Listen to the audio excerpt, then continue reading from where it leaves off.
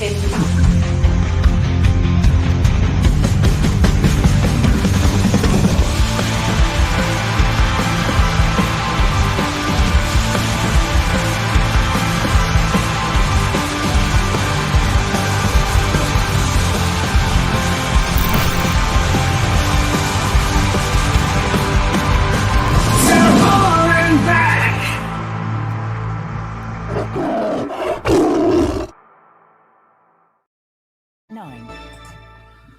There we go. Good evening and welcome to this is Tiger Talk on Humberwave Radio and on Hull and Back podcast. I'm Eddie. Right. Good evening to you. Good evening to you, Jan. Good evening. Good evening to you, Chris. Good evening. Good evening to you, James. Good evening. And good evening to you wherever you are watching or listening from. You can get in touch with us on the WhatsApp 01482 772 663, or you can get in touch on the particular platform that you're watching on. And we do have to say good evening to the Car Must Go, and they are our sponsor. Let's just give you an idea of what they do. And at thecarmustgo.co.uk, we make it easy. We are proud to be your trusted local Hull business with 5-star Google reviews from happy customers across East Yorkshire. We buy and sell quality cars and vans, all with a full mechanical check, MOT and warranty included. So call in and see us today at Rugby Street in Hull, or visit us online at thecarmustgo.co.uk. We buy, we sell cars and vans. Thanks to the Car Must Go. They are helping us to bring this podcast to you. Really good of them to sponsor the show, so thank you to that. And if you are looking to buy or sell your car, then get in touch with them. thecarmustgo.co.uk. Easy enough to remember that, isn't it? Anyway, let's get tucked into it. We'll all be happy this week, won't we? Absolutely. Yeah, even Jan's smiling. It must be a happy week. Hey, don't be like that. Somebody's got to have a bit of fun with you, Jan, and that's my job tonight, apparently. So, 5th in the league, Jan. You'd have taken it, wouldn't you? You definitely are taking it. Are you worried about us being 5th in the league, or are you happy? I want to sail under the radar. I'm fed up of seeing things about, this team is the surprise. We all need to just let us get on with it and just stop talking about us as far as I'm concerned. Yeah, I don't think you're wrong, Jan. I think it is that thing. I like to float under the radar a little bit as well. So, 5th place is probably 2 places too high at the moment. You maybe want to be in 7th, Chris. What do you think? I'm happy with exactly where we are. Let's finish the season now. Yes, definitely. Let's finish it now. I'm really happy where we are. I think we deserve to be where we are. But obviously, if the longer we remain in that top 6, the more spotlight will be on us and people will start talking about us. I think so far we've been under the radar. People didn't expect things from us. Everything that's well publicised throughout the pre-season and everything. So I think we are a bit of a surprise team being up there. But like I say, the longer we stay up there, people are going to talk about us, and there'll be more expectation from outside, won't they? Yes, definitely so. And that expectation then maybe gets through to the players and stuff like that. The manager's doing a good job, though, James, isn't he? And basically, do you think he can keep the players, relaxed enough to get them to go out there on a Saturday and keep performing as they have been doing? Well, I think the proof's in the pudding, really, because at the end of the day, we've lost McBurney, we've lost how many key players at this point in the season, and he's still got the squad churning out results, scoring goals. It's proof that we don't just need the star players that we brought in the summer for Sergei to get some out of these players. He's clearly got them well motivated enough and working well enough as a team to, carry out his game plan week in, week out. And, there's going to be some hiccups on the road, that Derby particularly being one of them. But, we're going to make mistakes. We're not going to win every game. But I think the mentality that's instilled in the squad is going to be there throughout the season, and I'm excited to keep watching his team. To be honest, it's brilliant. Yeah, I agree. And it was nice to get that bounce back after the I mean, the night at Derby, Jan, was a good night, and I enjoyed the game. To be quite honest with you, it's frustrating at the end when you lose that game, but it's nice that we bounce back and we get another win straight after it, isn't it? Because sometimes when we've had those losses, we've gone on like a losing streak. So it was nice to just get a win straight away again, wasn't it? It was, yeah, but it wasn't. I mean, it wasn't good for the faint of heart, was it? I mean, on Saturday, good grief. We're never satisfied, are we? We just need to stop conceding. We just need to stop conceding daft goals, don't we? Because we should have been 2 up before they scored that first goal on Saturday. I felt anyway, and then that's what happens, doesn't it? So, I mean, I am more than happy at where we are, and I just long may it continue. Me and Mike had a massive debate on Saturday, not just about Hull City. We had lots of debates, me and Mike, and we were sort of gunning for each other at times. And we was gunning for each other about the Carl Joseph. Would you play Carl Joseph or would you play Endala? And I was Carl Joseph. And he was Endala. And he said Endala's got a bit more skill than Joseph. And I've got to agree with him, he has. The work rate that you get out of Joseph is far better. And when Joseph scored the goal, it did take a little bit of a deflection off the defender, but I think it was going in anyway. And Joseph, I think, has been given the goal. So that's good because that means that it was a Carl Joseph goal. We had a bit of banter between each other in the stands after that goal went in because we'd had a big debate about, Carl Joseph. One thing I want to ask tonight, because we debated this on Saturday, if we've got McBurney fit, if we've got Balloomy fit, and if we've got Miller fit, is Joseph going to get into the side, Chris? I think he'd be on the bench, wouldn't he? I think I mentioned it a couple of weeks back. When you've got all them players fit and Joffy playing in his favoured 10 position, I think they're the preferred.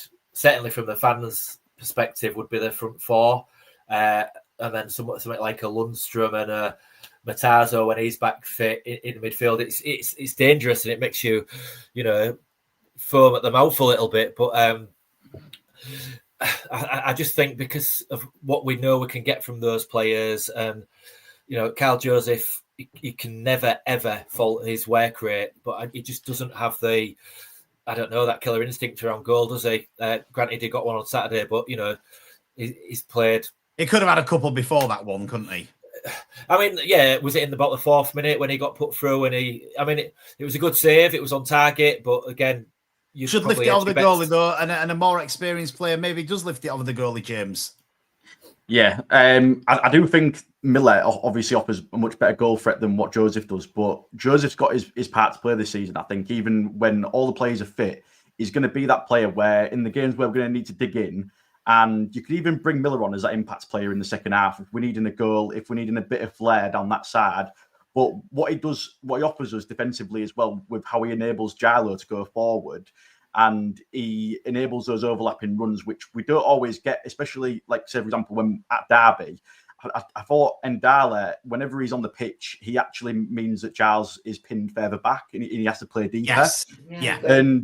And Joseph enables us to get out a bit more, I think. And in those games where you're going to be playing against the more, like, the harder teams, the top teams, I think in the games where you need to break down a team, ones that are floating around the bottom end of the table, absolutely fine to play that front 4. But in those games where it's going to be gritty, it's going to be a fight, you want players like Joseph on the pitch and starting the game. So I think massively he's going to have his part to play and he's not just going to be a bench warmer all season. I agree with you, James, actually, because that was one argument that I had with Mike. I said that, when we've got Joseph on the pitch, it allows us to get Giles further up the pitch. And, Joseph dropped back in a couple of times on Saturday when Giles had gone up the pitch, and he's got that energy to be able to do that, whereas your Endala's never going to do that. So I do agree. Miller's probably not going to do it either. I think he has got more experience as Miller, and he may do it, but, you do get that with Joseph. I like Carl Joseph, and, I was fighting his corner on Saturday, and I just thought I'd put it in there to see, what we all thought tonight, because I think it was a worthwhile chat to have a chat about. One thing that's been put in the chat when I can find it, there we go. Sarah says, which injured player are you most looking forward to have him back? We'll start with you, Joe. McBurney.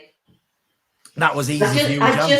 I just think there's minutes, times in front of goal where you need a cool head and a bit of experience, where we've maybe snapped at it over the last few games.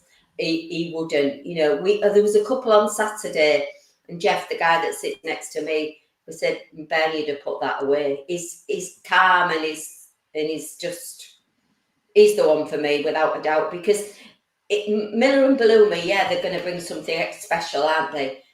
But I'm with James. When there's a dogfight, I'm not sure. I want McBurney there, and I'd want Kyle Joseph there as well. Who are you looking most forward to having back, Chris?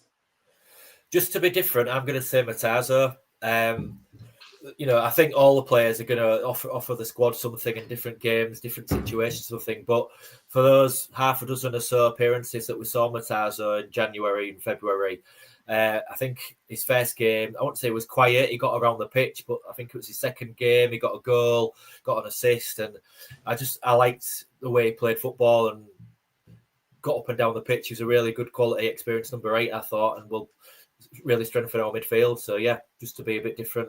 McBurney is possibly the easy option, but Elliot Matazzo. James. Yeah, I agree with both of those. Obviously, McBurney is the easy one.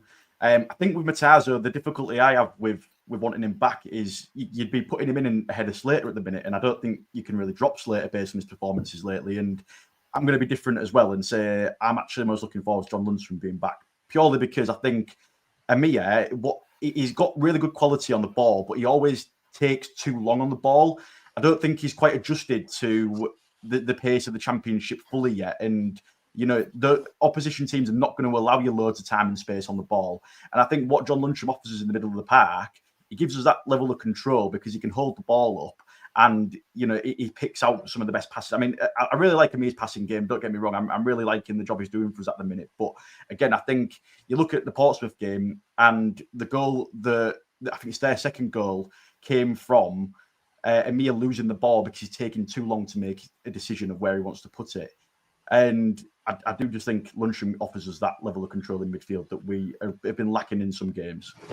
Been taken off a couple of times as well in the game as Amir, not started a game. And obviously the manager's seen something and he wants something more out of them than that.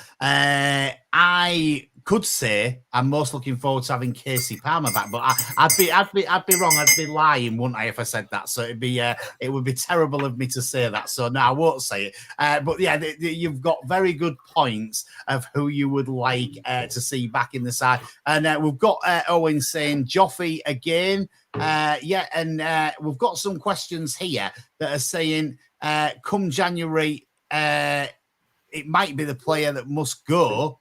And there's been a bit of talk about him, enjoying him while he's here. I think he's going to stay for the season, isn't he? I will get into the point where we've just got to enjoy him, is what this says, while we have him. And what chances are we getting him back next summer? They're the question. It's a really good question, that, because he has played really well for us, and there will be teams that will be looking at him at the moment. I think he'll stay for the season with us, and he does like it here.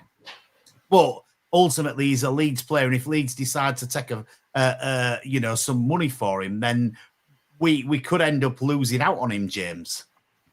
Yeah, they say don't fall in love with a lone player.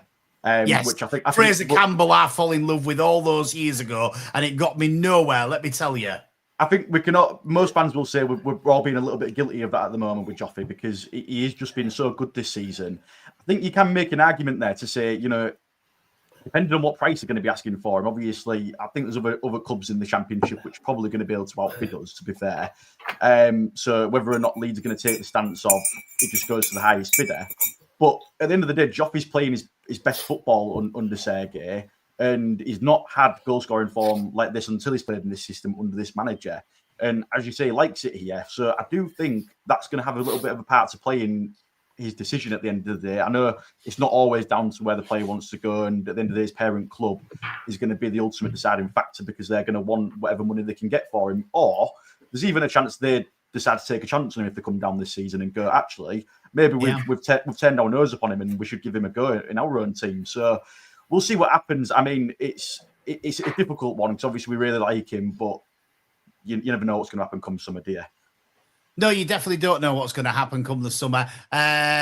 We need to just get through this season. And I like what Ian said on the comments here. He thinks that 50 points is the first destination, and that is always the first destination to make sure that you're staying in the league. And we're sort of I think we're a third of the way into the season now, aren't we? So that third of the way, we've got enough points at the third of the way through the season, haven't we? Sorry, Jan, I'll ask you. So, yeah, we have. I mean, if you times that by 3, we'll be well stay.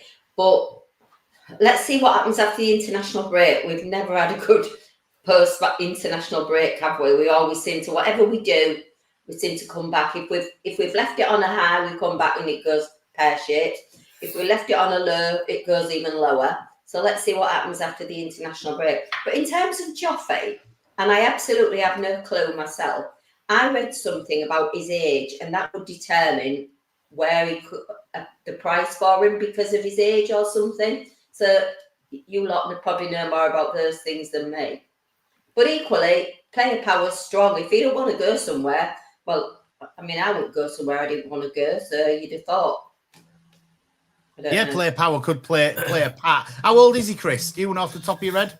Is he 22, almost 21 still? So it might, if you're referring to the, if his contract went up and he decided to join another club, if the two clubs, i.e. Leeds and whoever, couldn't agree a fee, it would go to the FA to agree a tribunal to agree a fee because obviously it's come through their academy. But I think by the time his contract is up, if I'm right and he is around 22, then he potentially in a year's time, a year and a half's time, he'd be 23, and I don't think that'd come into play. But I may be wrong. I might be slightly off. He's already 23, is Joffy. Oh, is he? Yeah. He's already 23, is he? I'm a year behind then. So it's a fair case, and it's definitely up for debate, isn't it? What could happen, and because he's been so good for us, that's why we're already talking about these things, because obviously he's been so good, and he has played a really big part in what's been going on in the club at the moment. And we do like what we see with him, and we'd love to keep him. But ultimately, it's all down to finances. The good thing is that next summer we can sign some players, but that might also be a bad thing as well. You can look at it two ways, can't you, with our owner? But there you go. Hopefully, it's a good thing that we can sign some players. And I wanted to talk about a couple of things. Obviously, the better he does for us. Yes, if he starts to drop off there at the end of the season after we're already in the playoffs, then I'd take that, wouldn't you? Because then nobody will be looking at him anymore. One thing I wanted to talk about tonight, we can talk a little bit about our owner and the club and stuff like that. There's been a lot of rumour about Oscar Zambrano possibly coming back in January because he's at the owner's other club. What is it Shelton? No, it's not. What's Maribor. Maribor, that's the one. So he's at Maribor at the moment, isn't he? And there's been talk that Hull City could possibly loan him back from Maribor in January. Have we already got enough midfielders, Jan?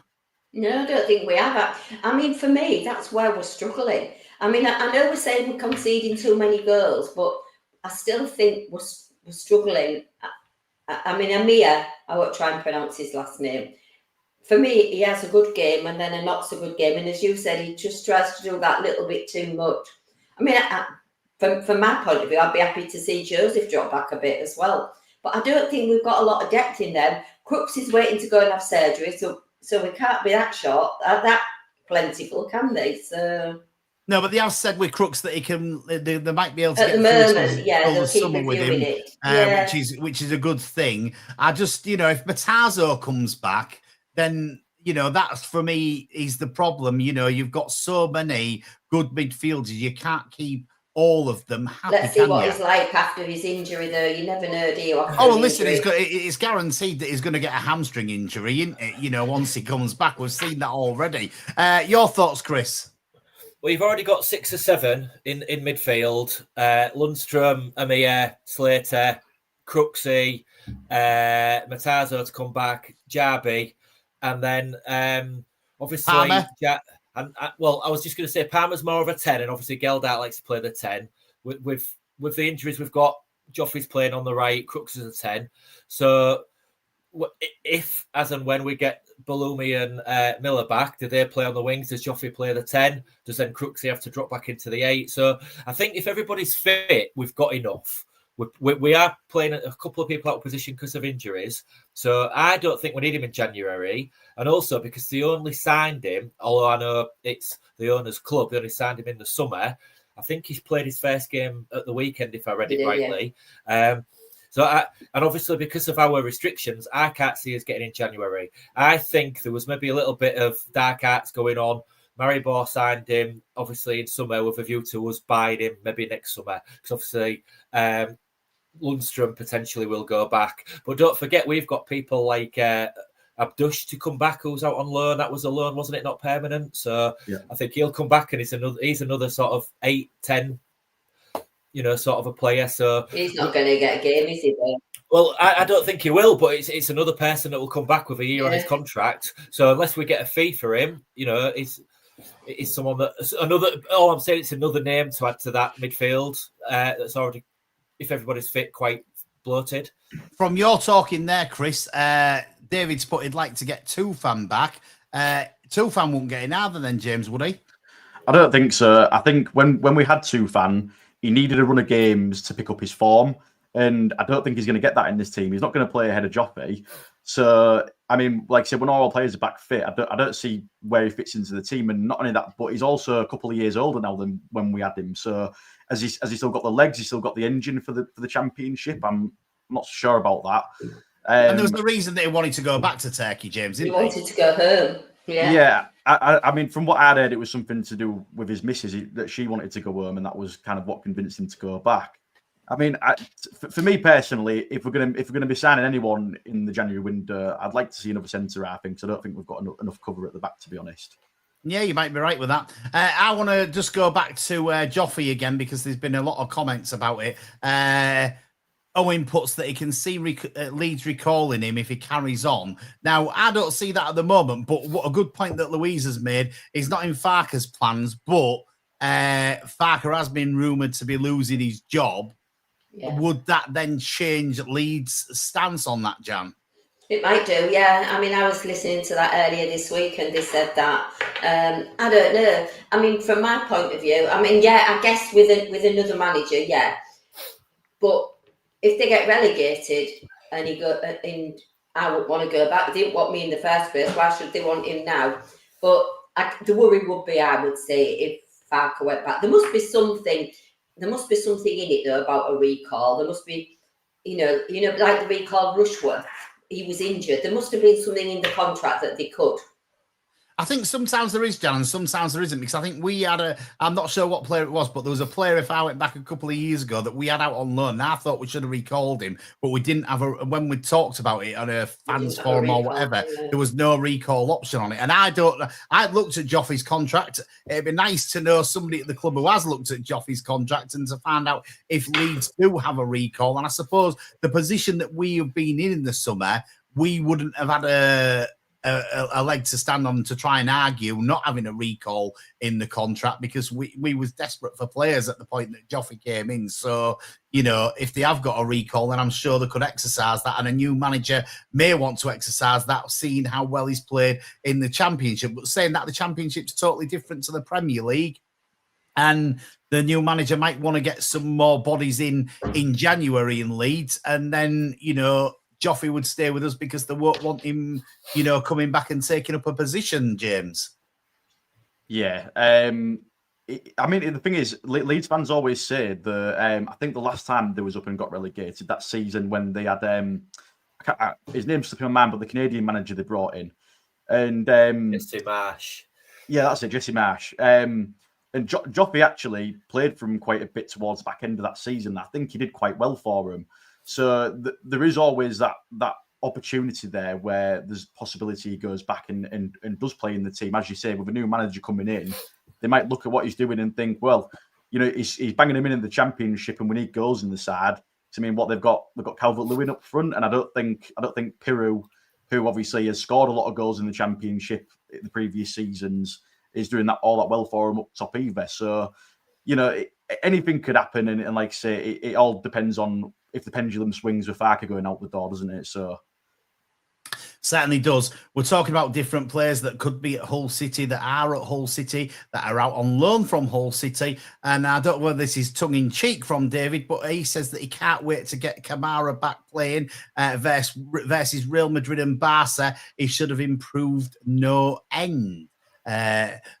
Yeah, it might be a little bit tongue-in-cheek, that one, I think. I don't think he's meaning that, to be quite honest with you. But good point, David. Well made. I was looking down the list, and this one here was from Oliver, and he said he wouldn't be against Zambrano coming back, but wasn't raving about him when he was first here.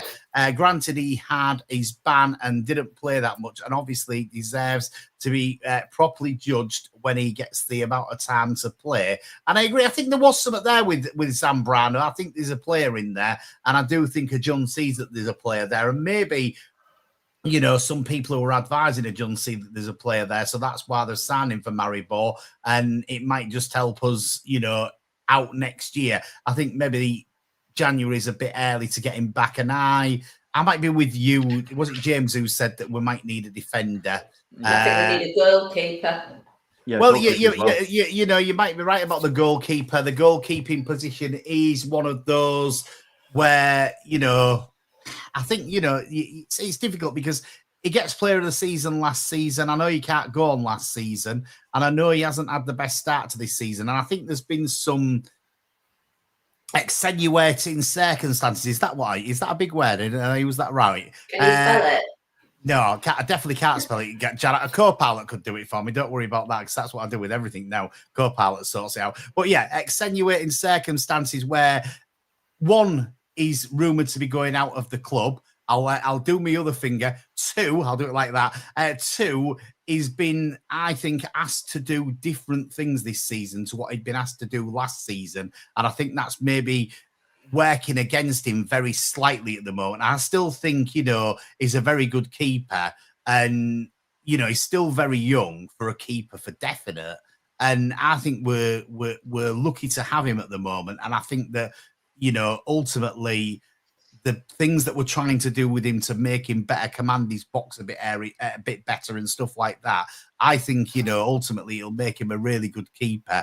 And I think he's going to do really well for us. And yeah, I think this little blip that he's had at the beginning of the season, I think he's going to get over that, Chris. Yeah, I agree. And it's obviously done well enough. He's just received his first full international call-up, hasn't he? So yes. One of the things I was thinking about before we came on the show is, like, we've already touched on some of the squad and that we're fifth in the league.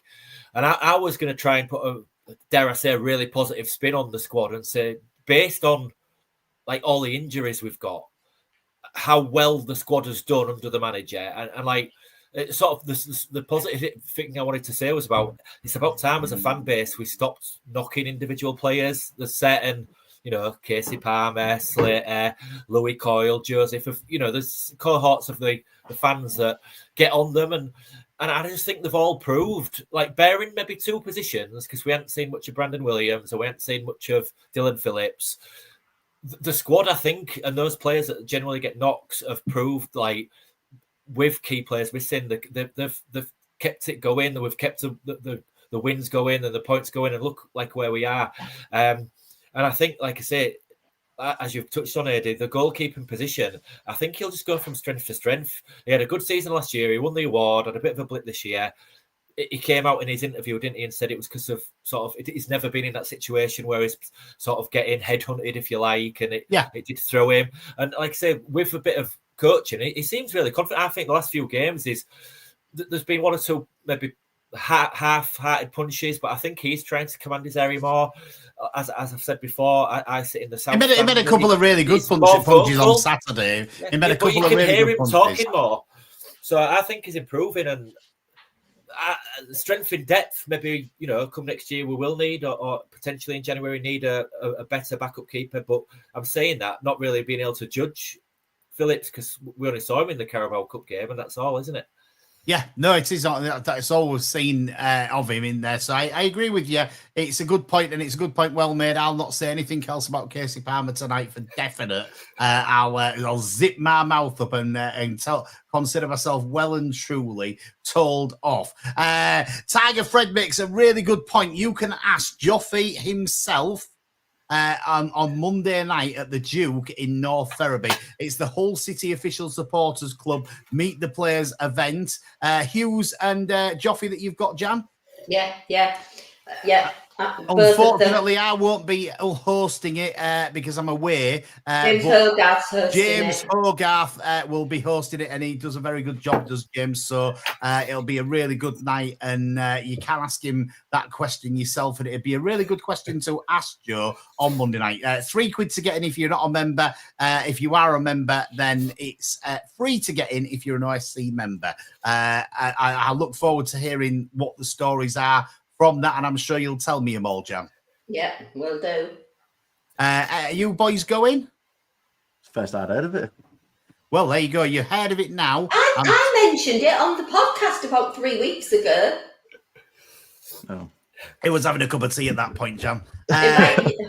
But yeah, Monday night it's Joffy and Charlie Hughes that are going to be there at the Duke in North Ferriby. Get there for 6:30. It's a 7:00 start with the players. James Hogarth meeting. If you've got your £3 in your pocket, you pay that. They'll have a card machine as well because they're all modern. And if you're a Hull City OSC member, you get in for free anyway. I'm sure that'll be a really good night, and I'm sure there'll be some good questions asked, as long as there's not too many youngsters in there asking the questions, because then the questions can go a little bit awry, can't they, Jan? Yeah, but it's a school night, isn't it? So there won't be any really little ones, will they? But no, and they can't give free travel out anyway, can they? So I did hear though that the players had the media training today ahead of the event. Well, somebody on here said I needed media training, and sadly, in my previous life, I did have media training, so it obviously isn't very good, is it? Well, I'll tell you now, I've had no media training, and it definitely shows. One of the things that's been announced by the club this week is that Tony Norman has been inducted to the Hall of Fame.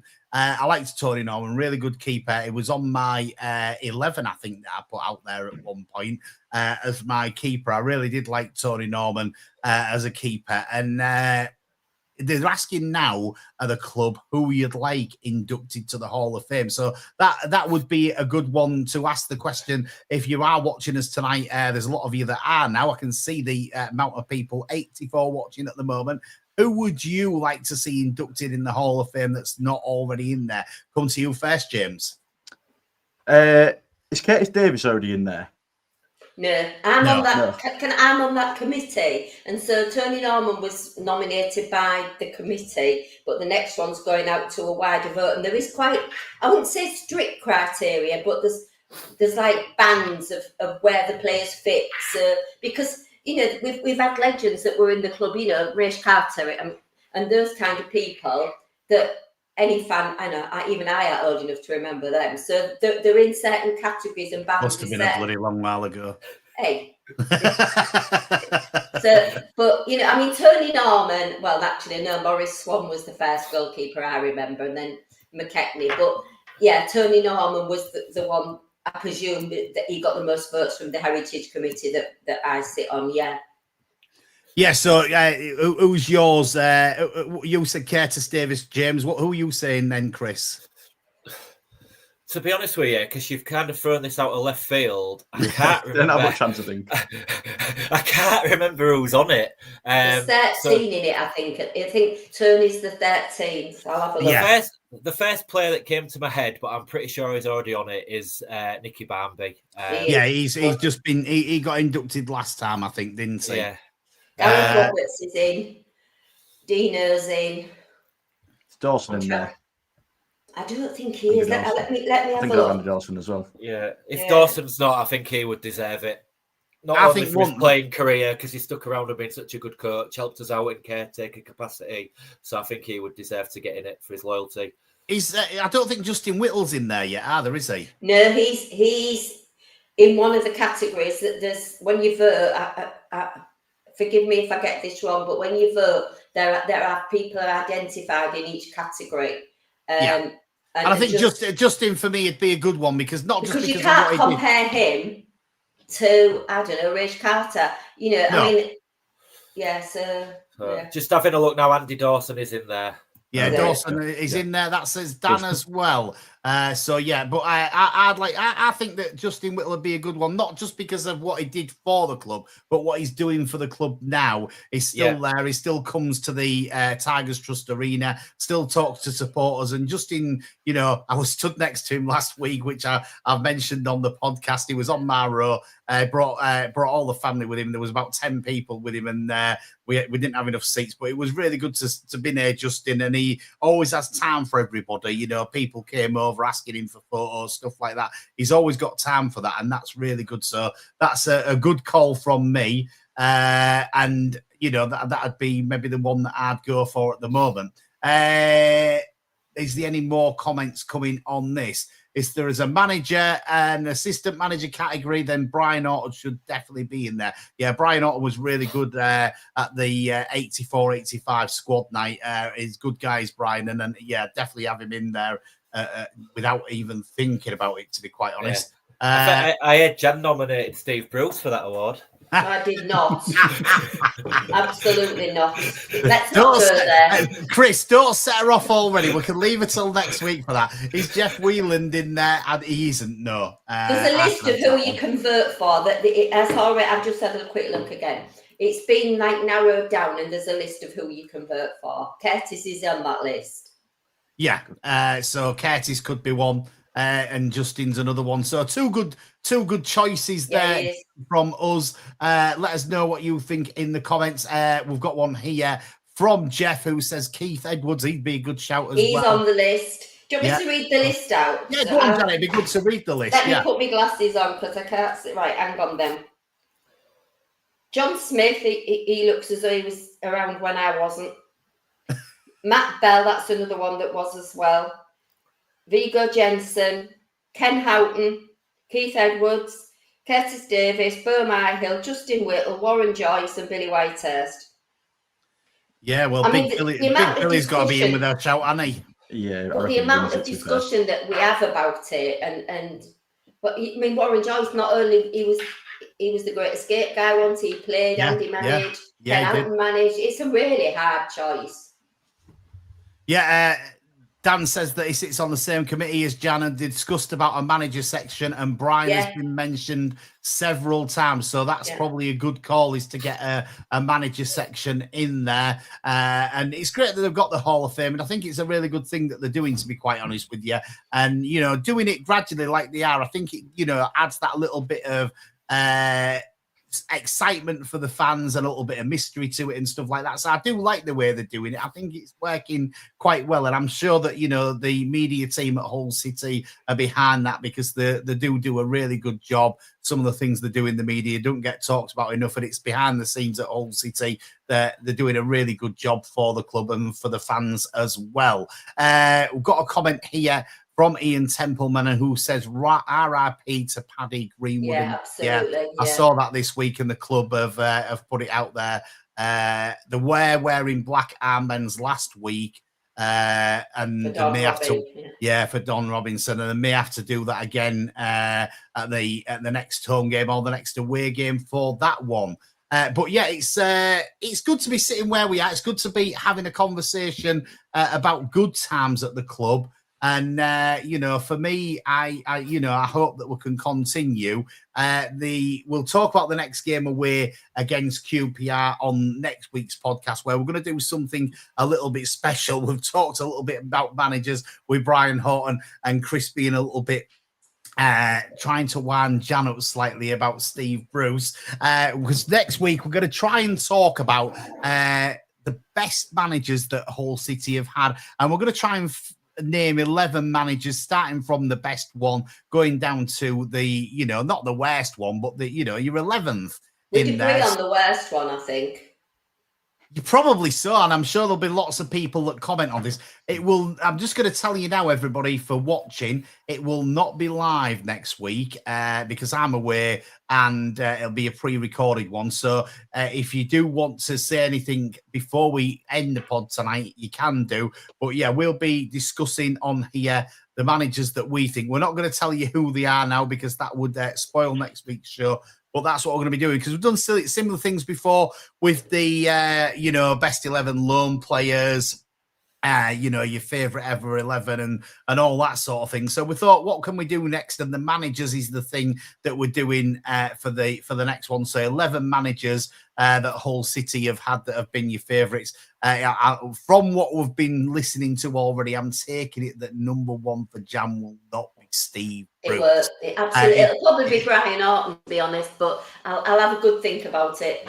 Don't spoil it, Jan. Let everybody think that you've not got a clue yet. And next week you're going to come in and you're going to tell everybody what your favourite manager is for the club. What else have we got to talk about on here? I'm trying to flick through the comments as we're going. Palmer hasn't proved anything since he signed. To be honest, he's one there. I think that Ian makes a really good point there as well, that Shemi's at the African Cup of Nations in January for 6 weeks. So that comes back to your point, James, where we could need another defender in January because we would be a little bit low at that point and maybe down to the youth team players. So that's a really good point. And I think that it may be that is our most important position in January, to be quite honest, because you've got a couple of things. You've got, obviously, Shemi going out to the African Cup of Nations. You've got Husey, who picks up yellow cards as well. Egan maybe picks up yellow cards, so you might end up with one of those getting a ban because Sanders only got 2 more at the minute. He's been booked 3 times for time wasting. Yeah. Well, listen, he's doing that the right way, Jan, and I think the manager, has been clever this season in the case that, yes, we might end up with a ban through it, but we wasn't clever enough last season. Well, we've taken yellow cards at the right time. So I think that, in the games where he's done it, we have been probably under the cosh near the end of the game. We've needed to take that yellow card. So, obviously the manager doing it the way that he's doing it is probably going to get some more yelloy cards and get some more bans. You don't want your goalkeeper banning. Well, you maybe don't, but sometimes that happens, don't it? You can't do nothing about it. If it mounts up enough yellow cards, then it'll happen. So that I think that James's point earlier to who we need in January is probably a defender. Yeah, Chris. Yeah, no, I agree. We've spoke about it pre-season. It not only has Shemi had injuries. We know last season our other centre defenders had injuries, so there's always that risk, and if he's going for potentially 6 weeks, then I think you do need that strength in depth.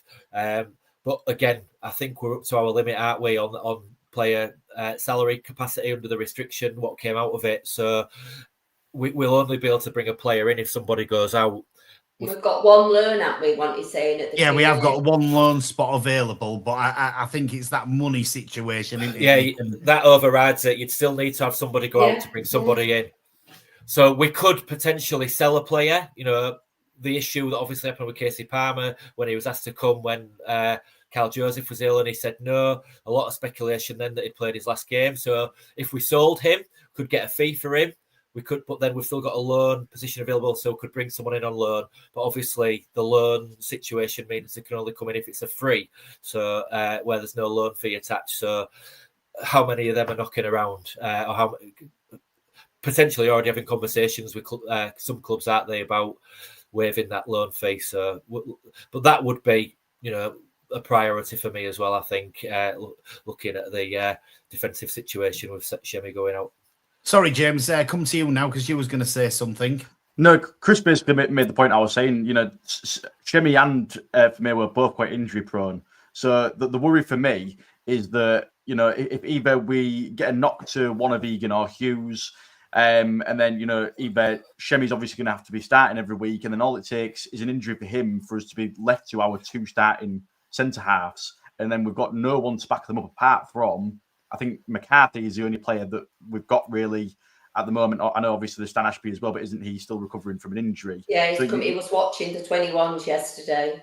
Yeah, so you're looking at the academy and the under-21s to basically then cover, and throwing them straight into the middle of a championship season is not going to be an easy thing for a young player like that. So I just think we're a couple of injuries away when we've got players made out of glass like we have, from it being a real crisis at the back, and we just need that extra man there just to fill in a gap, I think. And I would much rather have a player spare there than I would in midfield.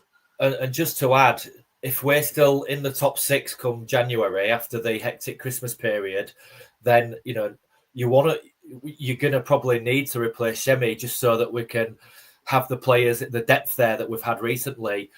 God forbid there isn't any injuries, but just in case, just to keep that charge going for the push for the playoffs.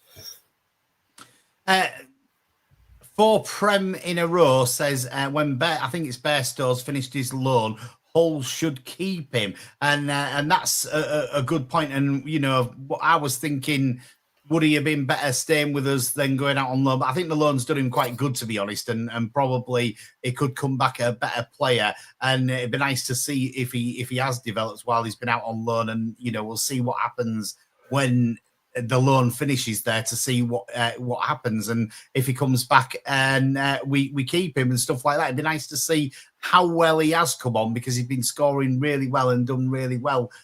Bolton is that, isn't it?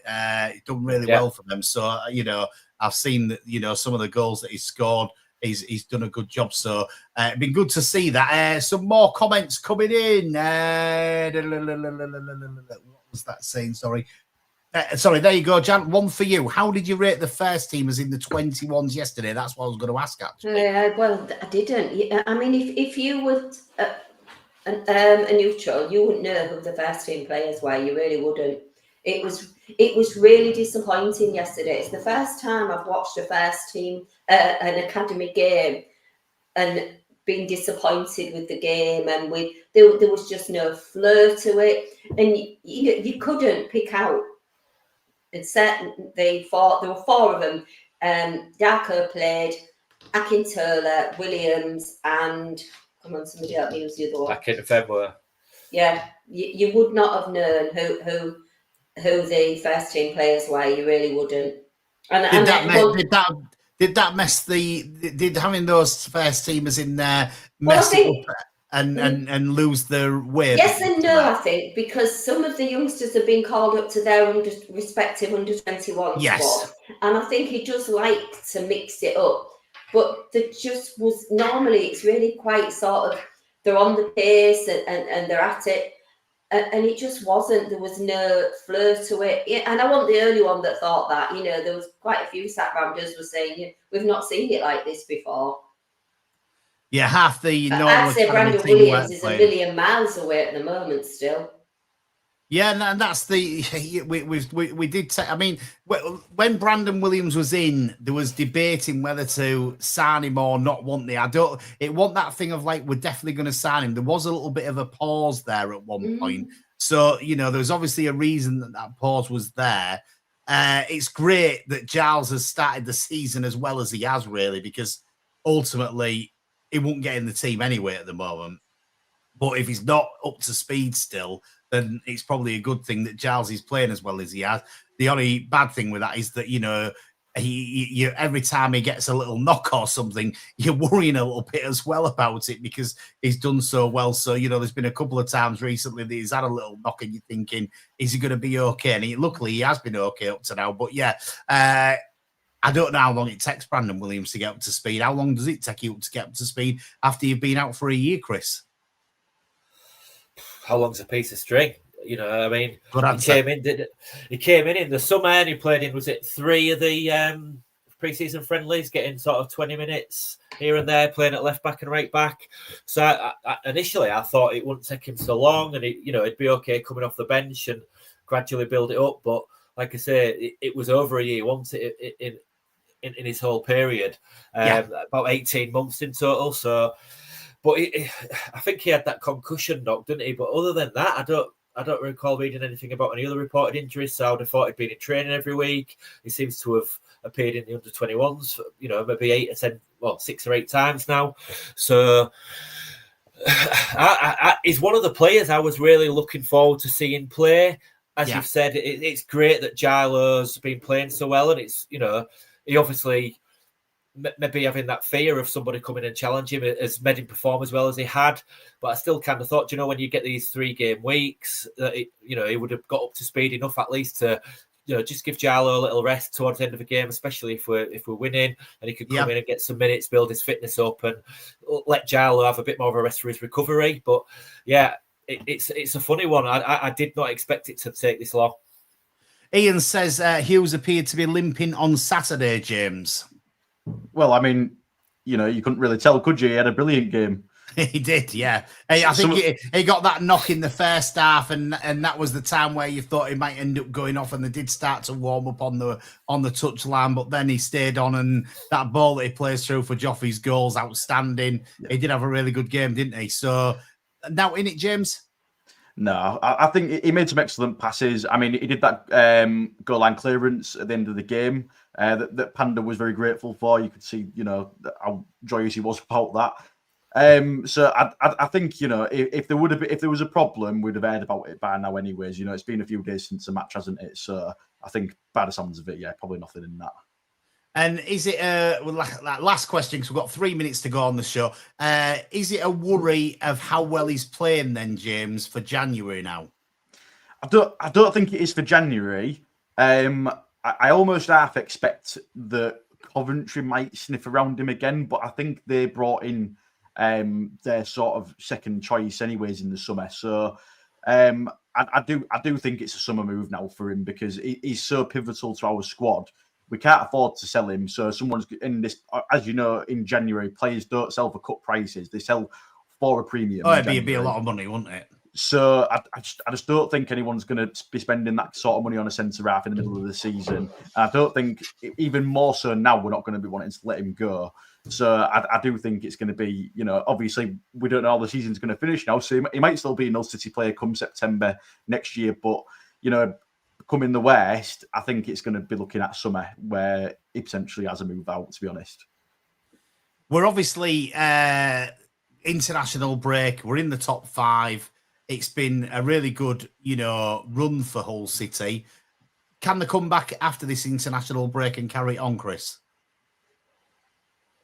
Yeah, why not? Absolutely, why not? We deserve to be there. You know, we've got injured players coming back, strength in depth, able to rotate, because I think virtually every week's a 3-game week. You know, I absolutely think we can keep it up. Good. You, Jan, do you think the same? I absolutely hope so. I mean, we deserve it, don't we? We definitely do. We definitely do deserve it. I was looking for a couple of comments, and that's one of them. Louise said we're 5th now because of our hard work and 100% teamwork and not relying on other teams losing. Absolutely. I agree with that. Next 10 matches, Borough twice, Stoke twice, and Ipswich. After that, we can maybe start to dream, says Jeff. Yeah, it's a tough place to be, is the Championship, but anybody can beat anybody on any given day, and that's why I like the Championship so much. And as much as we all dream of going to the Premier League, I've enjoyed the Championship seasons far more than I've ever enjoyed a Premier League season. Maybe one Premier League season we did all right, but the rest of them, I could sort of say, no, I've much preferred the Championship seasons. So I hope that we're just there or thereabouts, and maybe just don't get up because of a little loss in the playoffs or something like that. That would be maybe I'm being a bit harsh, and maybe people can shout at me a bit late now. You'll have to shout at me next week when we'll be doing our top managers that have been in charge of Hull City. Looking forward to that one. We'll be back at 7:00 next week here on Humberwave Radio and on to Hull and Back podcast. Thanks to the carbusgo.co.uk for sponsoring the show. Really good of you to sponsor it. And I hope that you can all join us next week when we're talking about our best managers. Thanks for coming on, Jan. Thanks, then. Bye. Thank you. Thanks for coming on, Chris. Thanks again. Good to see you tonight, James. Good to see you. Cheers. And we'll see you all next week, 7:00. Thanks very much.